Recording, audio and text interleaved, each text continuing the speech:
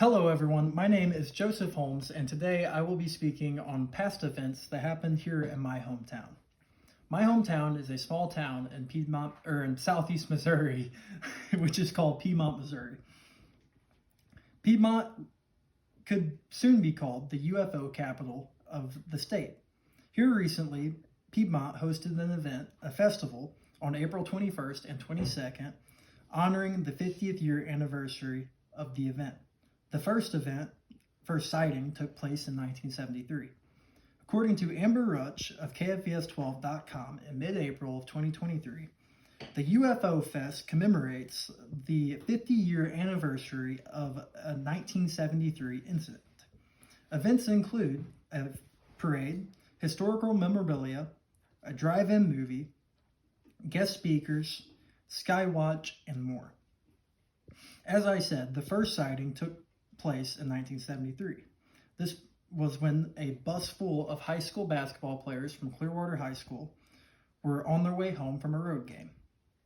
According to Marcus Loth of UFO Insight on October 21st, 2021, when he reported they were around 20 miles outside of Piedmont when Coach Bone was the first to notice a bright shaft of light beaming out of the sky. Whatever it was, Bone knew it couldn't be a helicopter or an airplane. He asked aloud what the strange glow was, sparking the passengers' attention toward the sky. It appeared to be descending slightly to their left over a field. They continued towards the Bushy Creek area. As they passed through, one of the players, Randall Holmes, would alert everyone to the object's presence once again. This time, Bone would pull the bus to the side of the road. Him and his two staff members would then exit the vehicle to get a closer look. Now, I could only imagine what was running through these players' and coaches' minds as they stood just 200 yards from an object that was motionless in the sky. An object that, without any warning, just shot back off into the sky and made no noise. Now, my uncle was in one of those vehicles, and he was one of the witnesses. His name was Randall Holmes. According to Samuel Knox of NewsTurbine.com, in early April of this year, she stated that Dennis Hovis told Bone's story, which was the first in a string of hundreds of UFO sightings in Piedmont that continue till this day. Samuel Knox from News Turbine, from the same article, would also report that this year marks the 50th year since Piedmont and Wayne County gained national attention for UFO sightings. In 1973, Piedmont became the UFO headquarters of the country. Law enforcement had over 500 reports of sightings all in 1 month.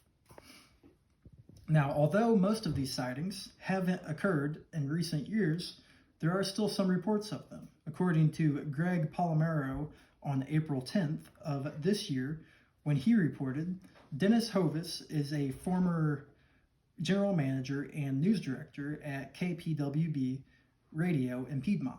He testified that sightings have continued into present day, or at least within the last 2 to 4 years. My small hometown could soon have a new title coming along with it. Joey Schneider from Fox2News.com on April 8th of this year stated that one small southeast Missouri town could potentially hold the title of the UFO capital of Missouri as soon as this summer. This being because of the hundreds of UFO sightings that occurred in the 1970s right here in my hometown, Piedmont, Missouri.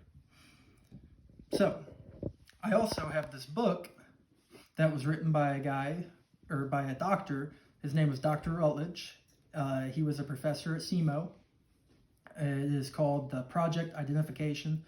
And this whole entire book is all about the UFO sightings that happened here in Piedmont. A lot of it is about UFO sightings that happened here in Piedmont and some that happened in other areas. So right here in my hometown of Piedmont, Missouri, where there's just one stoplight and not a whole lot of people, we still have a very rich history of